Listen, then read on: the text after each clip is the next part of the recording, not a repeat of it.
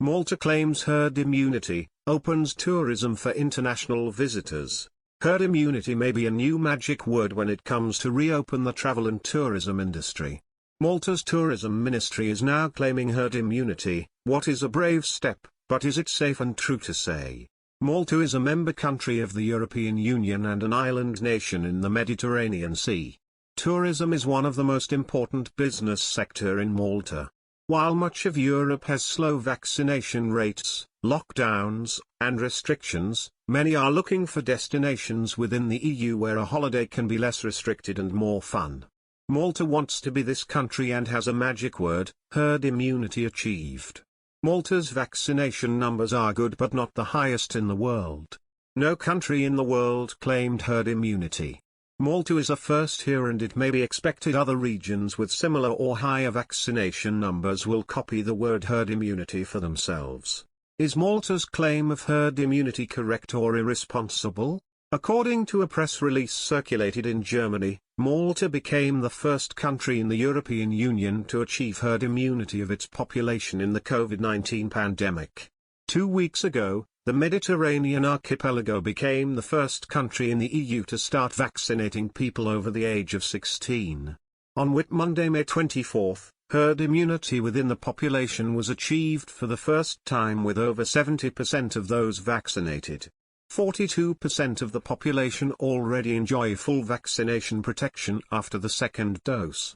According to the Johns Hopkins Bloomberg School, herd immunity can be defined when most of a population is immune to an infectious disease. This provides indirect protection, or population immunity, also called herd immunity or herd protection, to those who are not immune to the disease.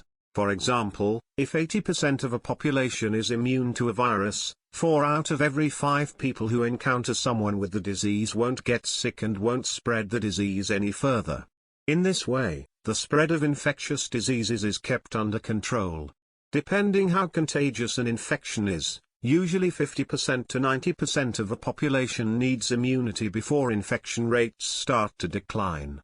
But this percentage isn't a magic threshold that we need to cross, especially for a novel virus. Both viral evolution and changes in how people interact with each other can bring this number up or down. Below any herd immunity threshold, immunity in the population, for example, from vaccination, can still have a positive effect. And above the threshold, infections can still occur. The higher the level of immunity, the larger the benefit. This is why it is important to get as many people as possible vaccinated. In Malta, for those who are fully vaccinated, there is no mask requirement in public places outdoors from July, provided that they are alone or accompanied by other fully vaccinated people.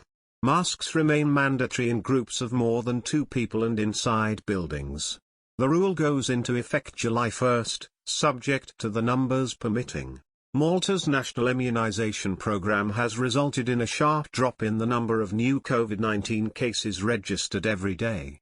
The number of deaths reported daily has also stalled in the past 17 days.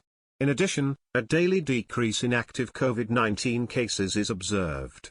According to Malta tourism authorities, the Sunny and Safe COVID-19 catalogue of measures continues to be a strictly controlled safety protocol for hygiene and distance. The comprehensive security protocol ensures a safe island stay in the country. Compliance with the extensive hygiene regulations for tourist facilities such as language schools, hotels, restaurants and beaches is strictly monitored. Holidaymakers recognize tested facilities by a publicly visible certificate. Minister for Tourism and Consumer Protection Clayton Bartolo said, "The fact that Malta has achieved herd immunity against COVID-19 is of the utmost importance to the local economy, especially the tourism sector." The Maltese government's strategy of implementing a tight immunization program, complemented by restrictive measures that are to be gradually relaxed, are the determining factors behind this positive news.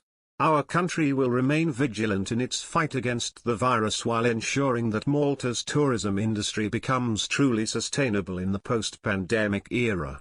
Johan Buttigieg, Chief Executive Officer of the Malta Tourism Authority (MTA), emphasizes in this context, "This announcement gives us the right amount of motivation that we all need. We are ready to welcome tourists to the Maltese Islands again from June 1st. This development is definitely an additional incentive for vacationers who want a relaxing and, above all, safe vacation. Relaxing restrictions in Malta in details. Since May 10th many museums are open again. Since May 24th restaurants and snack bars are allowed to open until midnight. Pools can be used for swimming until 8 p.m. From June 1st international tourism starts again. English language schools are reopening for language courses. The use of masks on beaches and in pools is recommended, but no longer required by law.